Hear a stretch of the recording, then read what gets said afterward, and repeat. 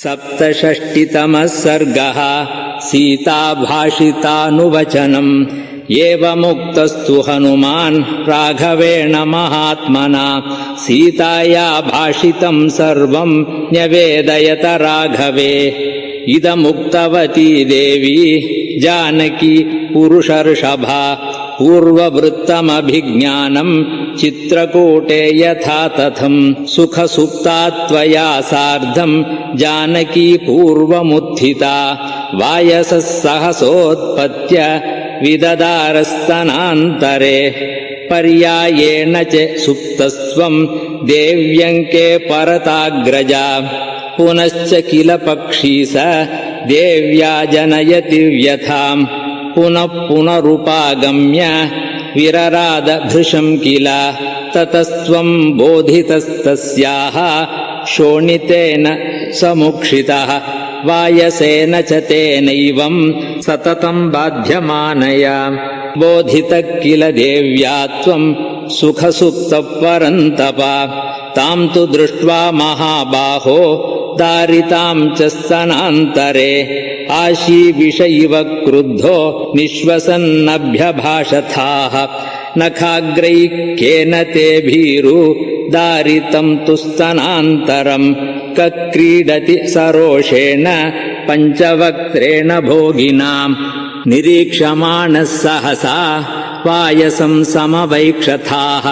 नखैः सरुधिरैस्तीक्ष्णैः तामेवाभिमुखं स्थितं सुतः किल स शक्रस्य वायसः पततां वरः धरान्तरचरः शीघ्रं पवनस्य गतौ समः ततस्तस्मिन् महाबाहो कोपसंवर्तिते क्षणः वायसे त्वं कृथा क्रूरां मतिं मतिमतां वर सदर्भं संस्तराद्गृह्य ब्रह्मास्त्रेण ह्यजो जयः सदीप्त इव कालाग्निः जज्वालाभिमुखः खगम् क्षिप्तवां स्वं प्रदीप्तं हि दर्भं तं वायसं प्रति ततस्तु वायसं दीप्तः सदर्भोऽनुजगामः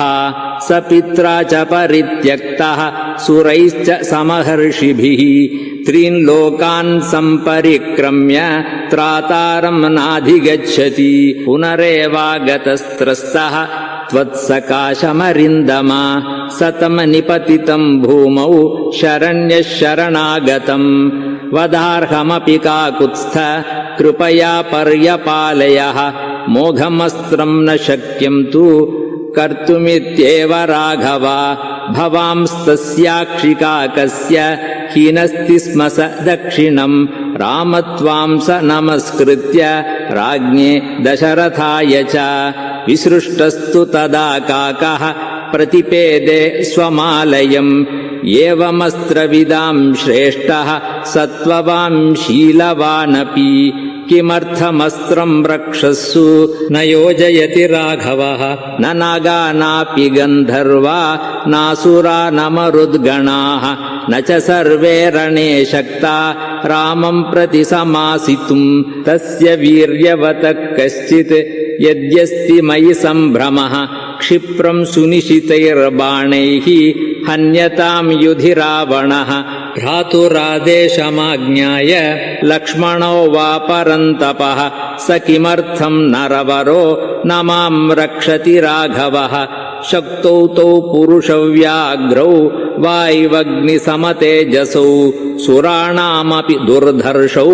किमर्थं मामुपेक्षतः ममैव दुष्कृतं किञ्चित् महदस्ति न संशयः समर्थावपि तौ यन्मां नावेक्षेते परन्तपौ वैदेह्या वचनं श्रुत्वा करुणं साश्रुभाषितं पुनरप्यहमार्यां ताम् इदं वचनमब्रवम् त्वच्छोकविमुखो रामो देवि सत्येन ते शपे रामे दुःखाभिभूते तु लक्ष्मणः परितप्यते कथञ्चित् भवती दृष्टा न कालः परिशोचितुम्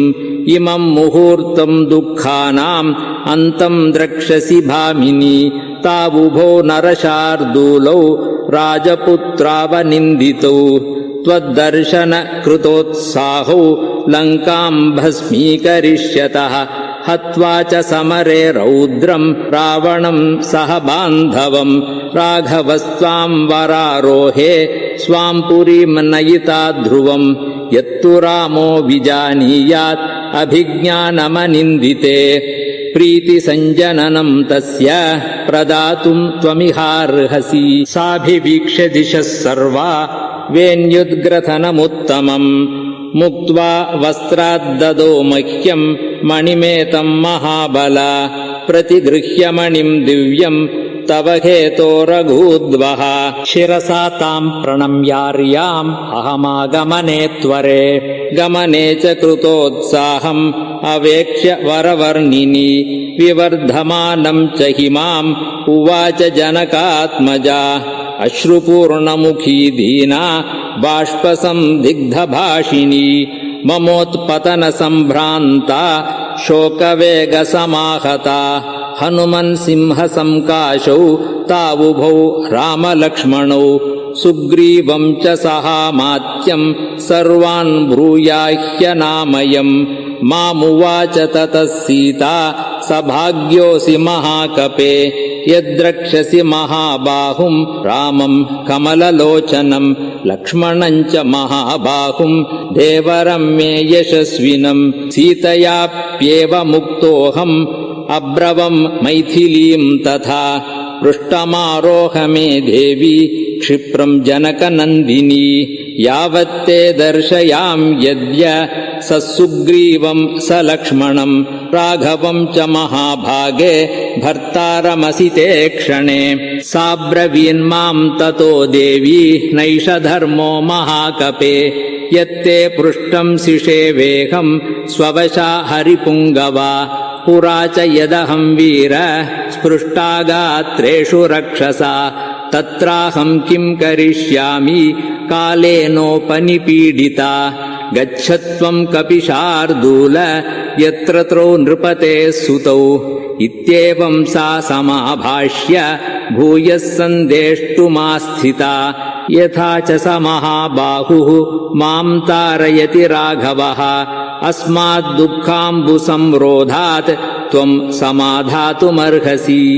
इमम् च तीव्रम् मम शोकवेगम् रक्षोभिरेभिः परिभर्त्सनम् च ब्रूयास्तु रामस्य गतः समीपम् शिवश्च तेऽध्वास्तु हरिप्रवीर एतत्तवार्या नृपराजसिंह सीता वच प्राह विषादपूर्वम् एतच्च बुद्ध्वा गदितम् मया त्वम् श्रद्धत्स्व सीताम् कुशलाम् समग्राम् इत्यार्षे श्रीमद् रामायणे वाल्मीकीये आदिकाव्ये 24सहस्रिकायाम् संहितायाम् सुन्दरकाण्डे सीताभाषितानुवचनम् नाम 67तमः सर्गः।